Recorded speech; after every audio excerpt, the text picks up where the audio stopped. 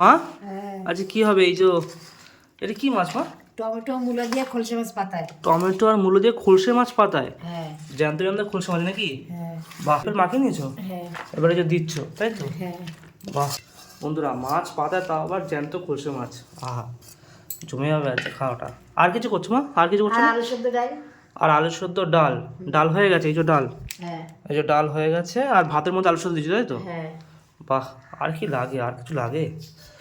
একদম পুরো মাছ পাতায় একদম। এবার এটা যাবে কড়াইয়ের মধ্যে তাই তো?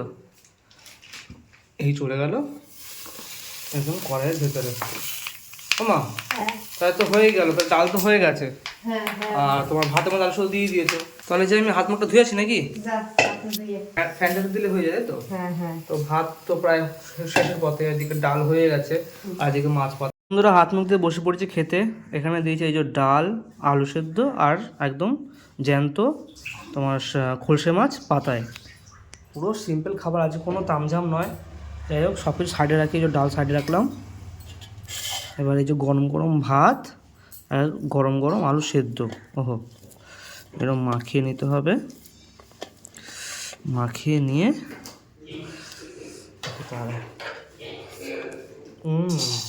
আহা, তারপরে যে একদম মাছ পাতায় চেপে নেবো।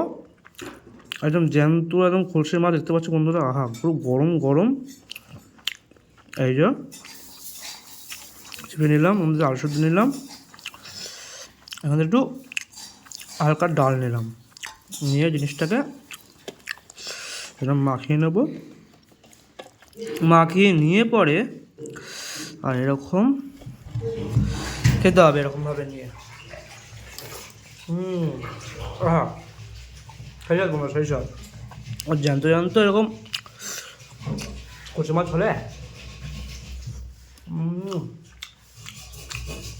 জমে যায়।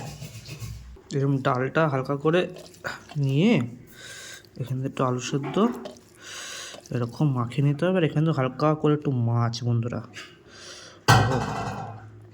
এরকম হালকা করে মাছ নিয়ে এরকম মাখিয়ে আর খেতে হবে। যা লাগবে না কি বলবো।